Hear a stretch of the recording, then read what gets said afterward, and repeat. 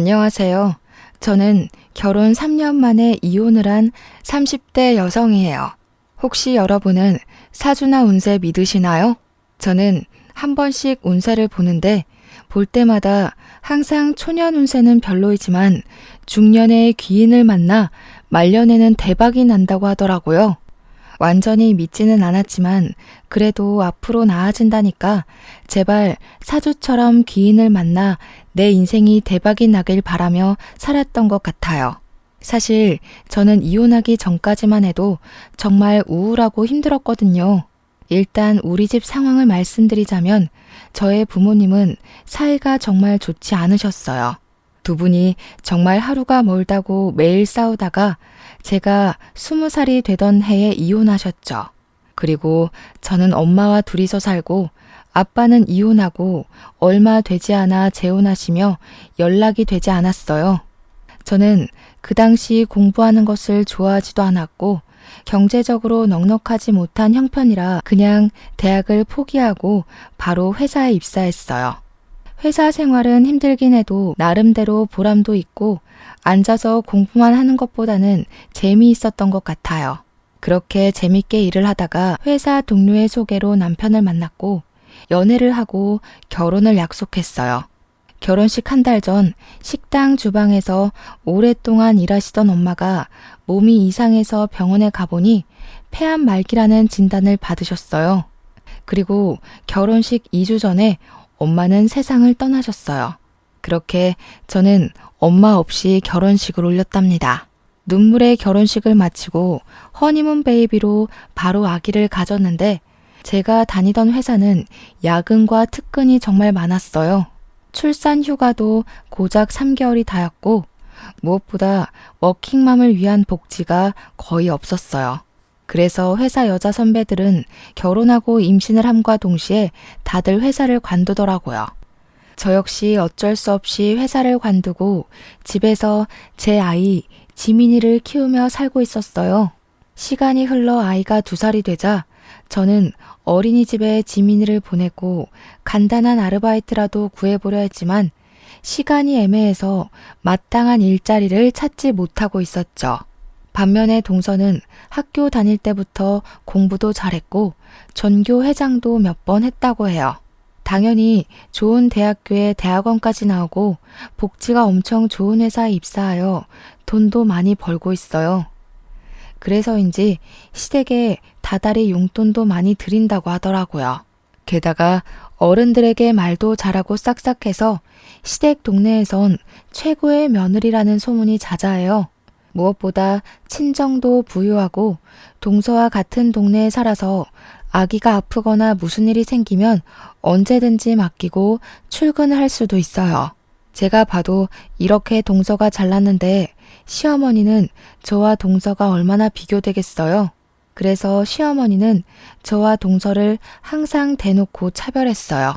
시댁에 일이 있어서 가면 동서에게는 일하고 왔으니 무조건 쉬라고 하시고 아이를 보며 집에 있는 제게는 너는 우리 아들 돈으로 놀고 먹으니 무조건 일하라고 하셨죠. 초겨울 날이 되었어요. 저희 시댁은 날이 쌀쌀해지면 매년 김장을 하시는데 그때마다 최소 300포기씩 해요. 게다가 배추 농사도 하시니 남들은 절인 배추를 사서 김치를 담그지만 저희는 배추를 뽑고 절이고 헹구는 모든 과정을 다 직접 해왔어요. 우리 시댁은 김장 전에도 할 일이 정말 많아요. 처음에는 지민이가 너무 어리고 남편과 도련님과 동서는 출근해야 하니 아무도 도와줄 사람이 없어 시부모님 2분이 배추를 뽑고 절이고 헹구셨어요. 그런데 올해부터는 지민이가 어린이집에 가니 낮에 와서 일 좀 하라고 하시는 거예요. 저는 알겠다고 하고 시댁에 갔어요. 그렇게 3일 동안 시댁에서 하루는 배추를 뽑고 하루는 소금물에 절이고 하루는 전날에 절인 배추를 헹궜어요. 그리고 양념을 버무려야 하는 날이 되었죠. 저는 이미 3일 동안 안 하던 일을 했더니 온몸이 다 쑤시더라고요. 정말 땅에서 제 몸을 잡아당기는 느낌이라 도무지 일어나지 못하겠는 거예요. 남편도 처음에는 어서 가자고 하다가 제 상태를 보고는 그냥 혼자 가겠으니 집에서 쉬라고 하더라고요. 집에서 아이를 데리고 쉬고 있는데 시어머니한테 전화가 왔어요. 너는 그깟 배추 뽑고 절이고 헹구는 게 뭐가 그리 힘들다고 젊은 애가 몸살이 났어? 약 먹고 빨리 와. 지금 할 일이 태산인데 빨리 와서 일해. 제가 아프다고 말을 해도 오늘까지만 하면 된다며 참고 오라고 성하셨어요. 그러고는 10분마다 전화해서 계속 언제 오냐고 전화를 하시더라고요. 결국 저는 아픈 몸을 이끌고 지민이를 안고 시댁에 갔어요. 저는 솔직히 그때 시댁에 가면 김장할 준비가 되어 있고 동선애와 남편이 양념을 버무르고 있을 줄 알았거든요. 그런데 아직도 시댁 마당이 깔끔한 거예요.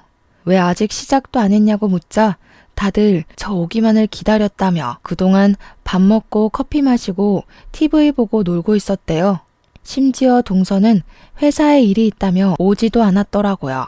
시어머니는 저를 보며 이제 일꾼이 왔으니 일을 시작하자고 하시더라고요. 남편과 도련님도 김장을 같이 하겠다고 고무장갑을 끼자 시어머니는 남자는 고무장갑을 끼는 것이 아니라며 낀 장갑을 벗기고 방으로 들여보내셨어요. 결국 저와 시어머니 둘이 김치를 버무르기 시작했죠. 그렇게 30분이나 지났으려나요? 원래 허리가 안 좋으신 시어머니가 갑자기 허리가 아프시다고 들어가서 누우시더라고요. 결국엔 저 혼자 그 많은 김장을 다 했어요. 김장이 어느 정도 끝나고 정리를 하려는데 그제야 동서가 회사가 이제 마쳤다며 오더라고요. 그런 동서가 얄미웠지만 그래도 회사에 다니니 어쩔 수 없겠지 하며 저의 짜증나는 마음이 보이지 않게 억지로 웃음을 지어 보였어요. 동서는 미안한 표정을 지으며 형님 혼자 고생 많으셨으니 뒷정리는 제가 하겠다고 하더라고요. 그러면서 팔을 걷어붙이자 시어머니는 여태 회사에서 일하고 왔는데 무슨 정리냐며 그냥 쉬다가 이따가 고기나 먹고 가라고 하시더라고요. 동서는 시어머니의 말씀에 씩 웃더라고요. 그러더니 제게 시어머니가 이리 말씀하시니 어쩔 수 없다며 그럼 고생마저 하시라고 하더라고요. 그러면서 저는 일하느라 힘들었으니 들어가 있겠다고 하더라고요. 그렇게 저를 약올리며 못 이기는 척 방에 들어가서 쉬더라고요. 저는 결국 김장하고 뒷정리하고 밥상까지 차렸답니다. 다 같이 밥을 다 먹어가는데 동서가 가방에서 봉투를 하나 꺼냈어요. 그러더니 시어머니께 봉투를 드리며 늦어서 죄송하다고 김장비니 편하게 받으시라고 하더라고요. 아이고 이런 거 줄 필요 없는데 일단 며느리 네가 준비를 했으니 고맙게 잘 쓰마. 아, 네가 좋아하는 갈비찜 많이 해놨으니 네가 다 챙겨가거라. 첫째 며느리는 갈비찜 별로 안 좋아하지? 어머니, 저도 갈비찜 좋아하죠. 그랬냐? 그런데 조금만 해서 일을 어쩐담? 그럼 너는 다음에 해주마. 너는 일하지 않으니까 평일에도 수시로 오잖아. 아유, 김장하니 피곤하네. 첫째 너는 이것 좀 치우고 있고 둘째는 잠깐 나 좀 보자꾸나. 시어머니는 밥을 다 드시고는 동서를 데리고 큰 방으로 들어가셨어요. 둘이서 뭐 하나 궁금해서 상 정리하는 척하며 몰래 큰 방 앞에서 하는 이야기를 들어보니 시어머니가 동서에게 선물을 해주시더라고요. 평소에 용돈도 많이 주고 또 때마다 현금도 줘서 고맙다고 하시며 백화점에 가서 옷 한 벌 샀다고 하더라고요. 그 모습을 보고 있자니 서운하더라고요. 어머니 옆에서 몇 날 며칠 동안 김장을 한 사람은 나인데 제게는 수고했다는 말 한마디 없으시고 뒤늦게 나타나 돈 봉투만 준 동서에게는 고맙다며 갈비찜에 옷까지 선물하시니 정말 너무하시네 싶더라고요. 저는 남편에게 내가 설거지 못하겠다고 그냥 집에 가겠다고 했어요. 남편은 오늘 많이 힘들었냐며 자기가 하겠다고 하더라고요. 남편이 그러면서 고무장갑을 끼는데 역시 미우나 고우나 내 남편밖에 없다는 생각이 들고 고맙더라고요. 그 순간 시어머니가 방에서 나오셨어요. 우리 민호가 왜 설거지를 해? 남자는 고무장갑을 끼면 절대 안 된다고 하지 않았니? 하지 마. 너는 이깟 설거지 얼마나 된다고 그걸 꼭 굳이 네 남편에게 시켜야겠냐? 역시 친정이 없으니 이런 시댁에 대한 도리를 친정에서 배우지 못한 거겠지. 형님, 그깟 설거지 얼마나 한다고 그걸 아주버님한테 시키셨어요. 그냥 제가 할게요. 제가 얼마 있지도 않구만. 아가야, 너는 밖에서 일도 하고 와서 무슨 설거지니? 너는 하지 말아라. 집에서 우리 민호 돈으로 놀고 먹는 제가 해야지 안 그러니? 어머니, 동서는 오늘 아무것도 안 하고 밥만 먹었는데 설거지 하나 시키지 않는 게 말이 돼요? 왜 저만 이래요? 저는 너무 화가 나서 더 따져 묻고 싶었지만 그 순간 지민이가 나와 엄마랑 할머니랑 싸우냐고 묻더라고요. 아무리 그래도 지민이 앞에서 어른에게 큰 소리 내는 모습을 보이는 것은 아닌 것 같아 더는 이야기하지 않고 혼자 설거지했네요. 설거지까지 마무리 짓고 집에 와서 남편에게 솔직히 시어머니 동서와 나를 너무 차별하시는 거 아니냐고 했어요. 그러자 남편은 동서가 놀다 온 것도 아니고 일하고 왔는데 그냥 윗사람으로서 이해해주라며 저는 평일에 지민이를 보내놓고 쉴 수 있는데 동서는 평일에도 쉬지 못하고 일해야 하는데 힘들지 않겠냐고 하더라고요. 그러면서 이러한 상황들을 도련님이나 동서에게 대놓고 이야기하면 사이만 틀어진다고 그냥 제가 조금 더 고생하라고 얘기하더라고요. 남편 말을 들으니 저는 더 화가 나더라고요. 저는 남편에게 저의 솔직한 심정을 이야기했어요. 여보 말대로 나는 평일에 지민이를 보내고 쉬면 되기 때문에 시댁에서 일을 좀 더 할 수 있고 여기에 대해서는 나도 큰 불만은 없어. 그런데 시어머니며 동서며 도련님까지 모두 다 당연히 내가 나만 시댁의 모든 일을 해야 하는 사람처럼 인식하는 것이 기분이 나빠. 나는 여보랑 행복하게 살려고 결혼을 했지 당신 가족의 일꾼이 되기 위해 결혼한 게 아니란 말이야. 저의 이야기에 남편도 잠시 생각을 해보더니 제 마음을 이해하겠다며 앞으로는 절대 이런 일 없을 것이고 이러지 않도록 중간에서 잘하겠다고 하더라고요. 저는 그런 남편을 철석같이 믿었어요. 그 뒤로 시어머니가 몇 번 일이 있다고 부르셨지만 적당히 핑계대며 가지 않고 시댁과 거리를 유지한 채 나름 평화롭게 살았어요. 한 해가 지나 설이 되었어요. 시어머니는 설 전에 명절 음식을 장만해야 하니 장 보러 나오라고 하시더라고요. 장 보러 가는데 시간이 얼마나 걸리겠어 하고 가벼운 마음으로 나갔지만 한 짐 들고 집에 와서 정리하고 재료까지 손질하니 어느새 하루가 다 지나더라고요. 그리고 연휴 첫날 동서는 회사에 급한 일이 생겼다며 또 늦게 온다고 하더라고요. 남편은 전날 오랜만에 친구들을 만나 밤 늦게까지 술을 마셔서 술병이 났어요. 어쩔 수 없이 저와 시어머니 둘이서 음식 장만을 시작했는데 조금 하더니 시어머니는 또 허리가 아프시다고 누우시는 거예요. 그래서 저 혼자 전을 다 붙이고 정리까지 끝내고 이제 허리 좀 펴보려는데 동서가 늦어서 죄송하다며 오더라고요. 아이고 우리 둘째 며느리 일하느라 힘들지? 밥도 아직 못 먹었겠네. 어서 밥 먹자. 첫째 너는 정리 다 했으니 어서 밥 차려라. 어머니, 저 여태 전 부치고 정리하느라 허리를 이제야 펴네요. 지금 다리에 쥐도 나고 해서 민호 씨한테 이야기할게요. 여보, 들었지? 일하는 동서 배고프다니까 상 좀 차려줘. 이거 아주 큰일 날 소리를 하는구나. 너는 있는 반찬 꺼내서 상 차리는 게 뭐가 그리 힘들다고 그러니? 민호 돈으로 놀고 먹는 애가 너도 꼭 일하는 사람한테 상을 차리게 하고 싶냐? 엄마, 지희 집에서 안 놀아. 낮에 우리 지민이 어린이집 가면 집안일하고 음식하고 얼마나 바쁜데. 저녁에는 또 지민이 돌봐야지. 그러니까 지희한테 놀고 먹는 사람이라며 뭐라고 하지 마. 집에서 자기 아이 보는 게 무슨 일이니? 집안일하는 게 일이야? 됐다. 그냥 내가 상 차리마. 허리 아파서 허리 복대를 착용하신 시어머니가 상을 펴시고 반찬을 들고 왔다 갔다 하시는데 그 모습을 보자니 마음 편히 앉아있을 수가 없겠더라고요. 그래서 결국 저도 시어머니를 도와 상을 차렸어요. 그런데 시어머니가 밥을 푸시는데 남편과 동서, 도련님에게는 따뜻한 밥을 주시고 제게는 먹다 남은 차가운 밥을 주시는 거예요. 그래서 남편에게 내 밥은 차다고 이야기를 하니 자기가 찬밥을 먹겠다고 제 밥과 자신의 밥을 바꾸더라고요. 바깥이라는 민호에게 찬밥을 왜 주니? 첫째 네가 먹어. 자고로 남자는 따뜻한 밥 먹어야지 밖에서도 일을 잘하는 거야. 어머니, 저도 어제부터 음식 장만하는 거 도와드리느라 좀 힘들어요. 저도 따뜻한 밥 먹고 싶어요. 어머, 형님. 그깟 따뜻한 밥이 뭐라고.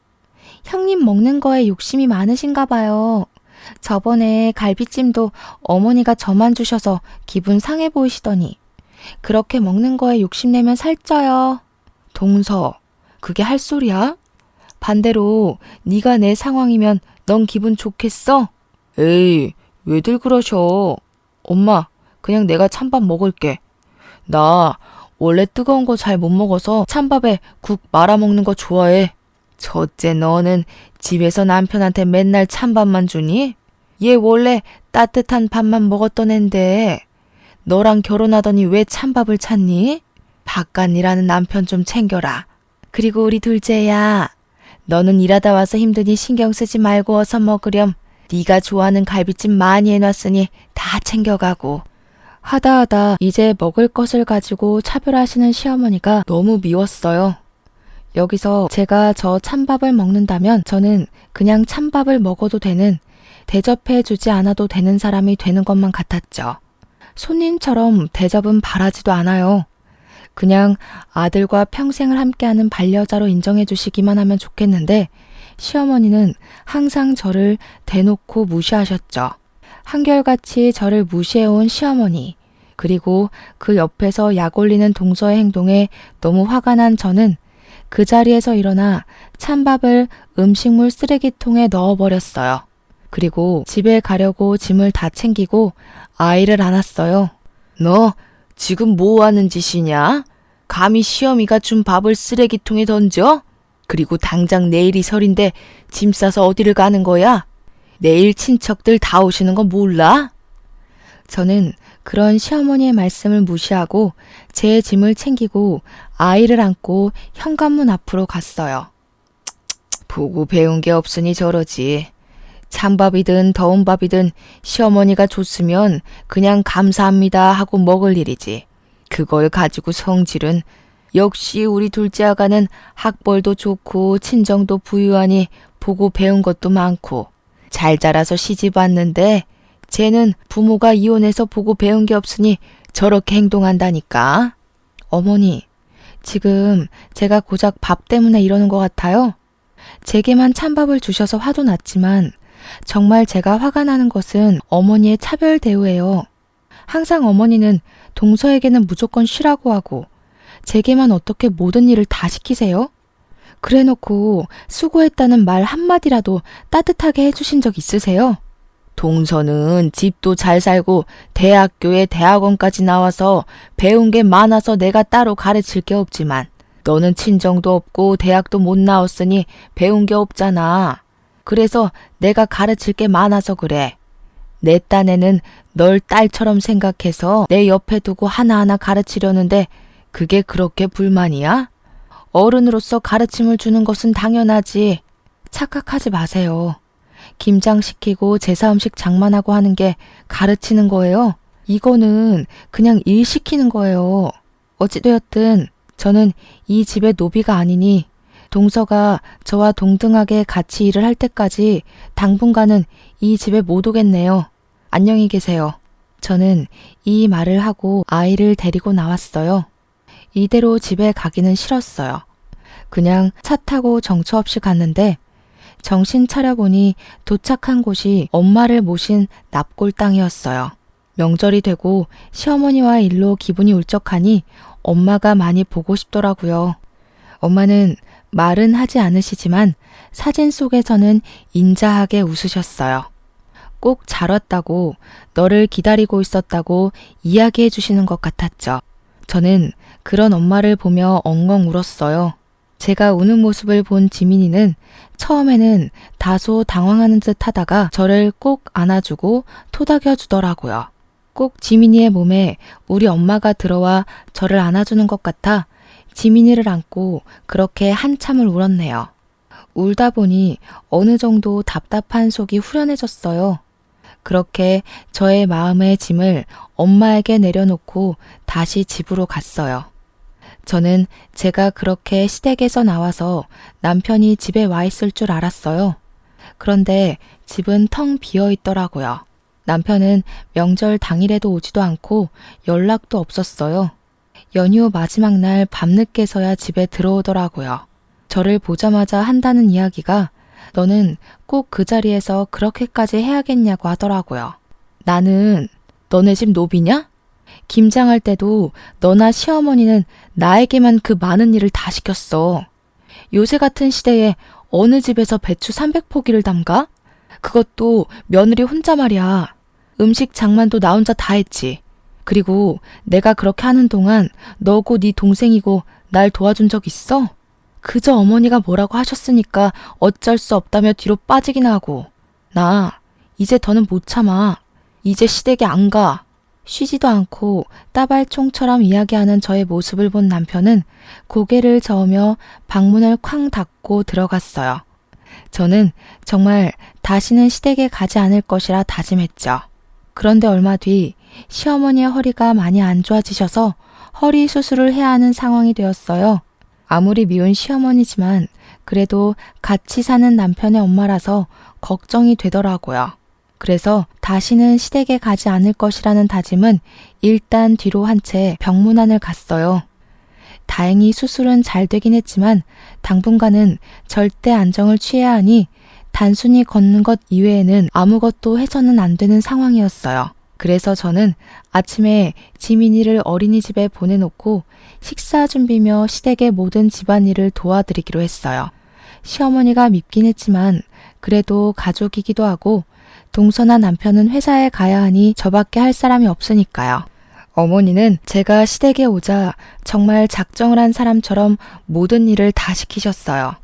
때에 맞춰 식사 준비, 화장실 청소, 집안 대청소는 당연하고 설치하고 한 번도 닦지 않은 것처럼 기름때가 찐득찐득한 가스레인지 후드 청소, 냉장고 정리, 부엌 서랍 정리 등 모든 일을 다 시키셨어요. 시키시고 그냥 가만히 계시면 좋을 텐데 꼭 시키시고는 옆에 쫓아다니시며 이거는 이랬네 저랬네 하시며 잔소리를 하셨어요. 그뿐만이 아니라 시키신 일 중에 뭐 하나라도 제대로 되지 않으면 너는 이깟 집안일 하나 제대로 못하냐며 엄청나게 구박하셨어요. 그러면서 말끝마다 역시 친정이 못 사니 대학도 못 가고 배운 게 없어서 저런다며 저러니 애가 시간이 있어도 알바를 구하지 못한다며 또 뭐라고 하시더라고요. 이렇게 잔소리와 구박을 들으며 첫째 날이 흘렀어요. 다음 날, 전날 때 빼고 광내서 청소를 싹 했으니 오늘은 그냥 식사만 차려드리면 되겠다 싶어 갔는데 이번에는 제가 결혼하고 나서 한 번도 정리하지 않았던 창고를 정리해야 한다며 창고 정리를 시키시는 거예요. 창고를 정리하는데도 옆에 서서 잔소리하시고 구박하시고 제가 말을 잘 못 알아들으면 욕까지 하시는데 정말 아무리 허리가 아프신 시어머니라 해도 못 참겠더라고요. 그래서 그날은 퇴근하고 온 남편을 붙잡고 시어머니가 이렇게까지 청소를 시키시며 구박에 막말에 욕설까지 하셨다고 했어요. 그랬더니 남편은 제 말을 믿지 못하겠으니 녹음을 해놓으라고 하더라고요. 그래서 다음날 저는 핸드폰 녹음기를 켜고 시댁에 갔어요. 너 왜 이렇게 늦게 와? 아프고 늙은 시모 굶겨 죽일 참이야? 나쁜 년. 그리고 옷은 그 청바지가 뭐냐? 청바지 입고 어떻게 일할 거야? 너네 엄마는 시댁에 어떤 옷을 입고 가야 하는지 그런 것도 안 가르치고 죽었다니? 도대체가 내가 어디부터 어디까지 너한테 알려줘야 하는 거야? 일단 밥이나 차려. 밥 차리고 오늘은 저온 창고 싹 다 정리해라. 시어머니는 저를 보자마자 왜 이리 늦게 왔냐고 하시며 돌아가신 엄마까지 들먹이시며 뭐라고 하시는데 정말 화가 났지만 녹음 중이라 참았어요. 밥을 다 드시고 나서는 설거지를 하라고 하시고 설거지 하는데도 옆에 딱 붙으셔서 주방 세제를 너무 많이 쓴다고 뭐라고 하시고 따뜻한 물로 하면 보일러세 많이 나온다고 찬물로 하라고 하시고 손이 느려서 굼뜨다고 뭐라고 하시더라고요. 그러고서는 저에게 음식들이 저장된 저온 창고를 정리하라고 하셨어요.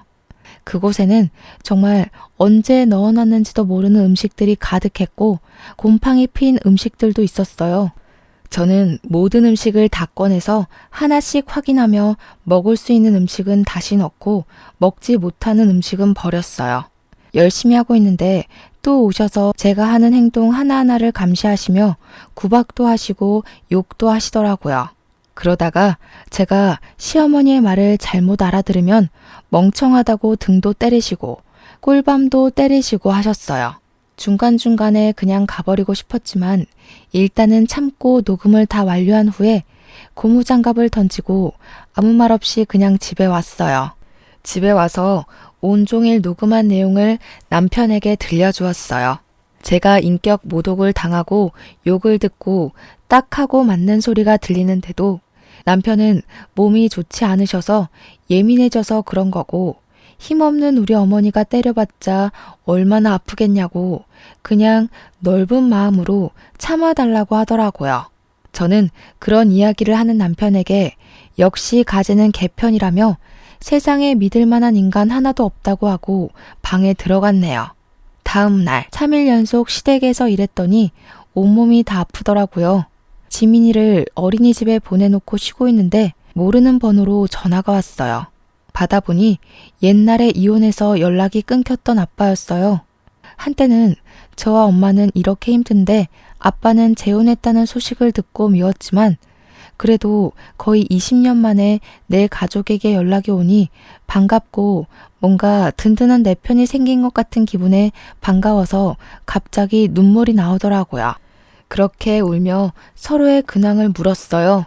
아빠는 조그맣게 회사를 차리셔서 사장으로 있다고 하셨어요. 그런데 엄마도 돌아가셨는데 제 번호를 어떻게 알았는지 물어보니 시아버지를 통해서 알게 되었다고 하시더라고요.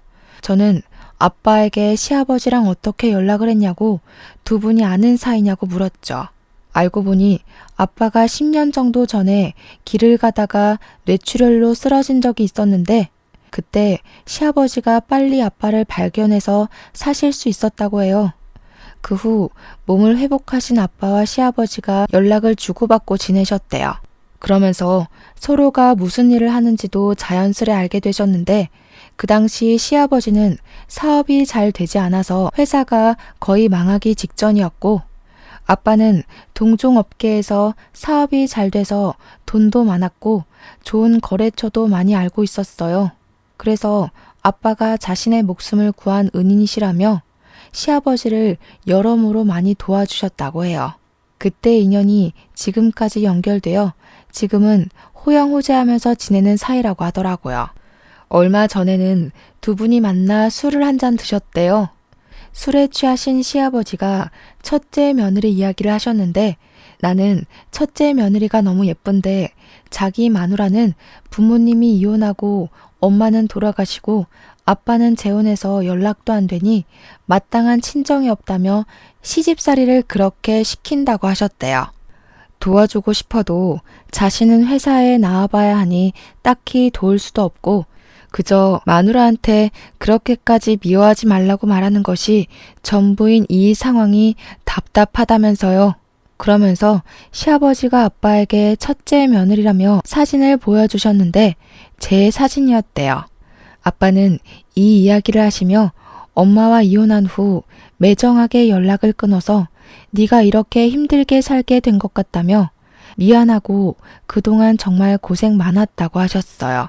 그러면서 제가 시집살이가 너무 힘들어서 이혼하고 싶다고 한다면 집과 일자리 정도는 마련해 줄 수 있으니 괜히 눈치 보며 살지 말라고 하시더라고요. 그래서 제가 그동안 시어머니의 막말, 무조건 시댁 편인 남편, 그리고 여우 같은 동서 때문에 갈라서고 싶은 적이 많았는데 지민이도 있고 경제적인 여건 때문에 억울해도 그냥 참고 살았다고 했죠.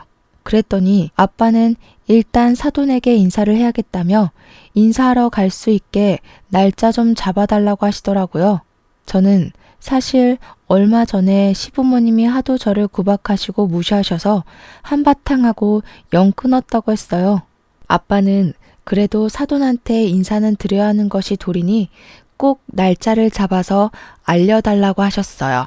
저는 아빠와 전화를 끊고 바로 시어머니께 전화를 드렸어요. 그리고 저희 친정 아빠가 연락됐는데 시부모님께 인사를 드리고 싶어 하시니 시간 될 때 알려달라고 했어요. 시어머니는 축하한다는 말은커녕 아빠가 뭐하고 사시는지부터 궁금해 하시더라고요. 그래서 아빠에게 들은 대로 그냥 조그마하게 회사를 운영하고 있다고 했죠. 그랬더니 시어머니는 요새 사업하다가 망하는 사람들이 많다던데 괜히 너네 아빠랑 인제 와서 연락돼서 우리 민호가 번 돈이 다 거기로 흘러가지는 않을까 모르겠다며 어쨌든 주말에 시간 비워둘 테니 오라고 하라고 하시곤 끊으셨어요. 애초에 시어머니의 축하는 바라지도 않았지만 그래도 어머니의 날이선 말투에 기분이 좋지는 않더라고요. 그리고 약속한 날 저는 거의 20년 만에 아빠를 만났어요.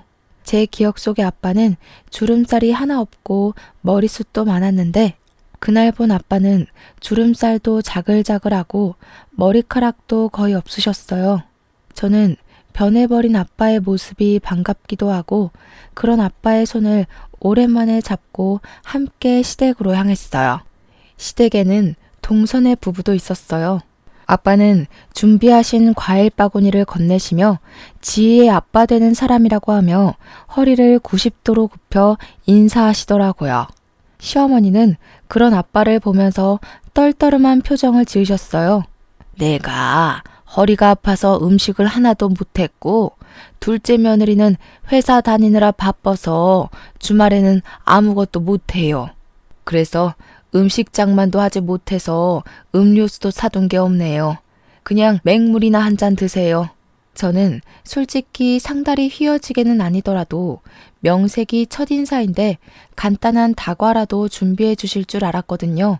그런데 이렇게 주스 한 잔도 없이 맹물만 주시는 시어머니 모습에 정말 온갖 정이 다 떨어지더라고요.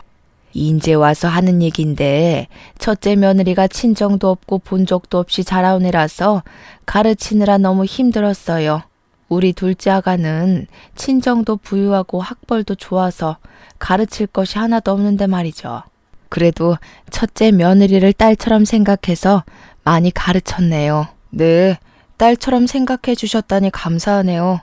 말씀대로 그동안 제 딸이 잘못 배웠으니 이제라도 제가 하나씩 가르치려고 합니다. 일단 돈 관리하는 것부터 가르쳐야 할 것 같아서 딸에게 건물 하나 주려고요. 건물이요? 얼마짜린데요? 거기 시세가 한 25억은 되거든요. 그 건물에 상가가 다 들어서 있고 안정적으로 장사를 하고 있으니 월세를 꼬박 받으면 한 달에 400만 원은 벌 수 있을 것 같더라고요. 회사도 안 다니는데 집에서 놀고 먹으면서요. 뭐요? 400만 원? 시어머니도 놀랐지만 저도 깜짝 놀랐어요.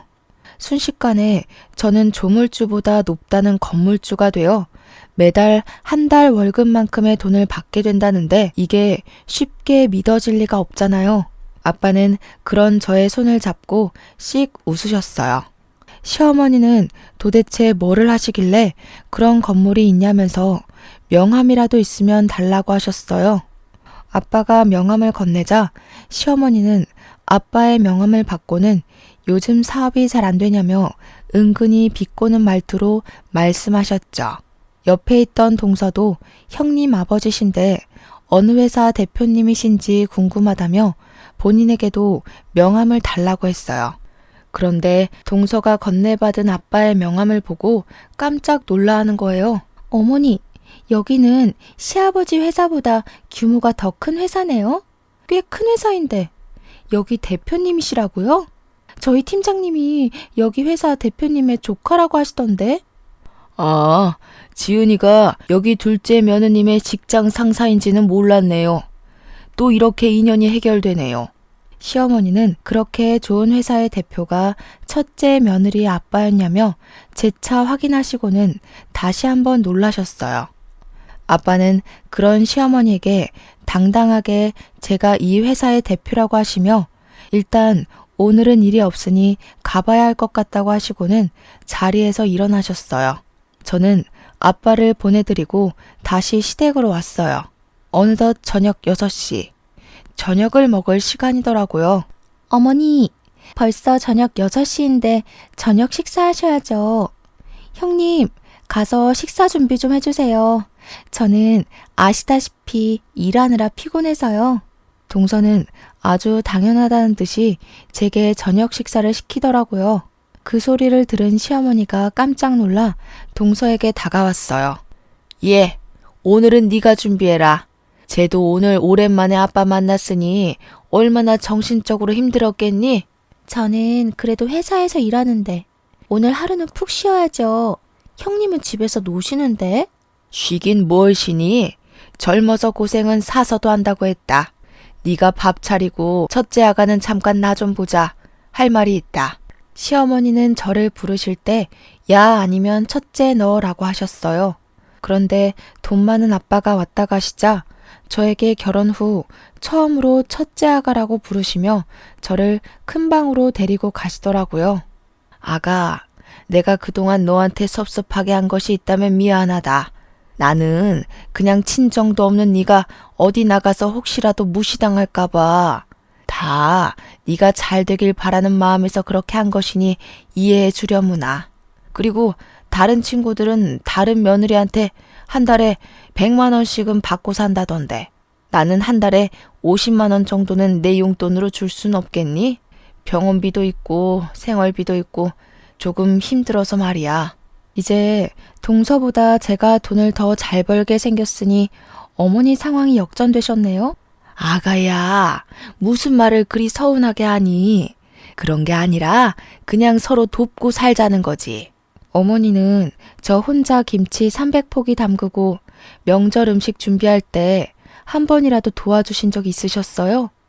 허리가 아프시지 직접 도와주시지는 못해도 누구한테 힘들 테니 도와주라고 한 적 있으셨나요? 그러기는커녕 아무 일 못하게 하시고 저 혼자만 일 다 시켜놓고는 인제 와서 서로 돕고 도와주는 척 하시는 건가요?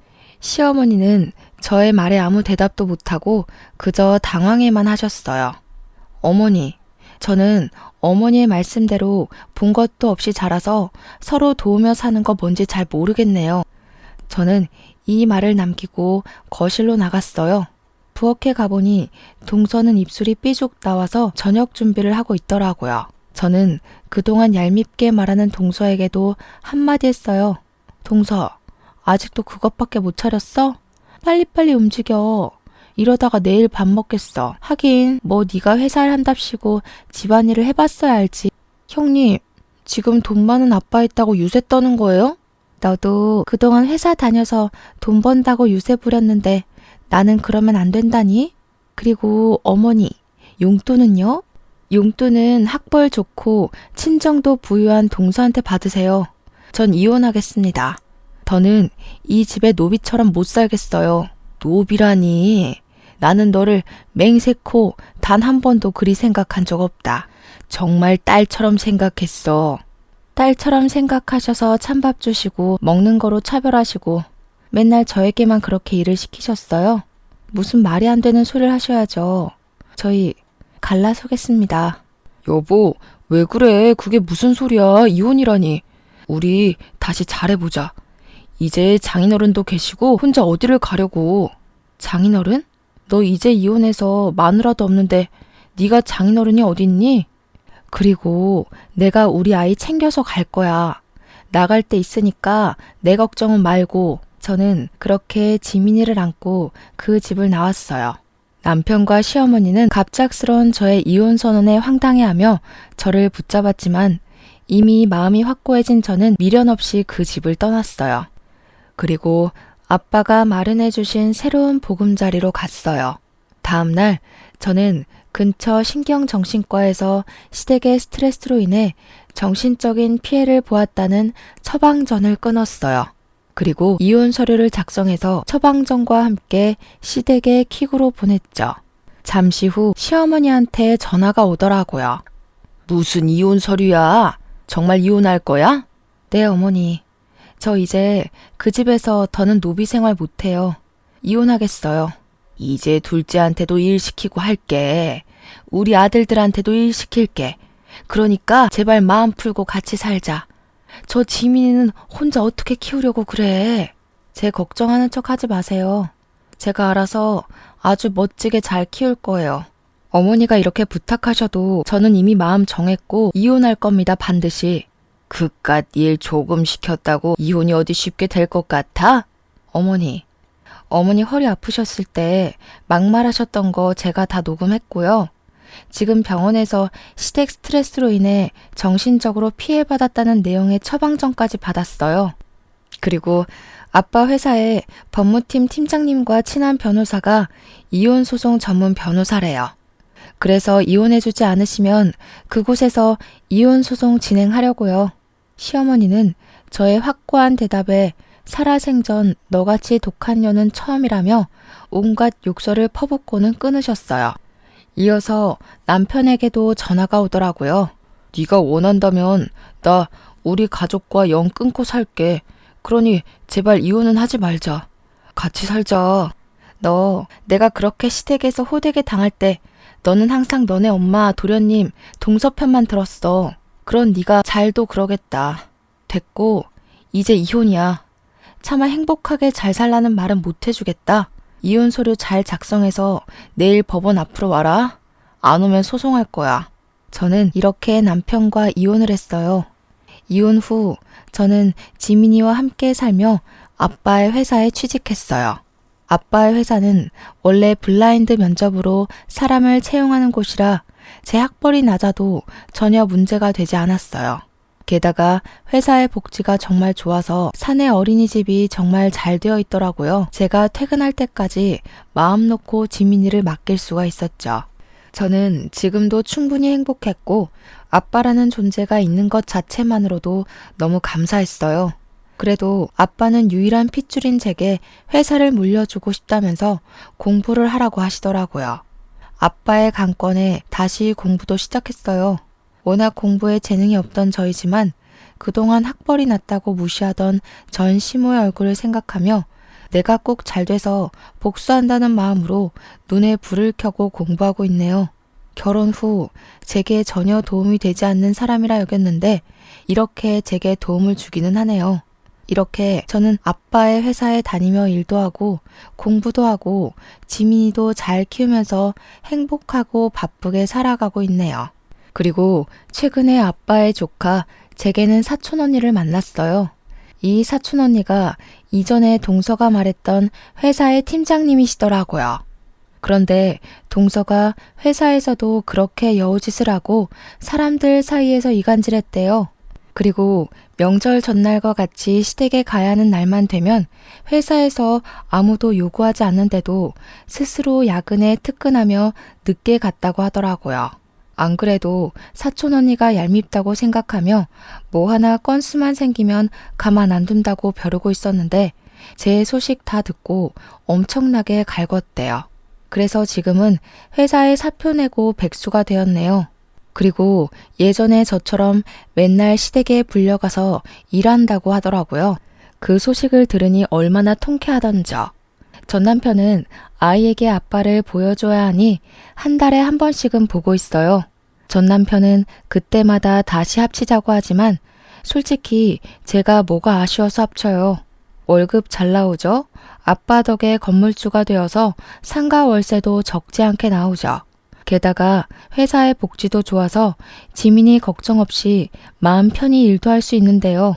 지금 사는 집도 크지는 않지만 대출도 없고 저와 지민이 둘이서 살기 딱 적당하거든요. 남편이 그런 소리 할 때마다 저는 너희 엄마와 너 동서 생각만 해도 치가 떨리니까 헛소리 짓거리지 말라고 한마디 하네요. 제가 사주를 볼 때마다 중년의 귀인을 만나 말년에는 대박이 난다던데 제 인생의 귀인이 바로 아빠였나 봐요. 아빠를 만난 뒤로 모든 고민 걱정거리가 다 해결되고 요새는 지민이와 함께 즐겁고 바쁘게 살고 있네요. 정말 이게 꿈인가 싶을 정도로요. 지나온 날들을 돌이켜보면 결혼 전에도 결혼 후에도 정말 많이 힘들었던 것 같아요. 그래도 귀인을 만나 이제는 행복에 이르렀으니 이 행복이 쉽게 꺼지지 않고 평생 유지될 수 있도록 노력하며 살아야겠다는 생각이 드네요. 그래서 먼 훗날 하늘나라에서 가서 보고 싶은 우리 엄마를 보면 나 이렇게나 잘 살아왔다고 자랑할 수 있는 당찬 딸이 되고 싶네요. 저의 긴 사연 들어주셔서 감사합니다. 모두 행복하세요.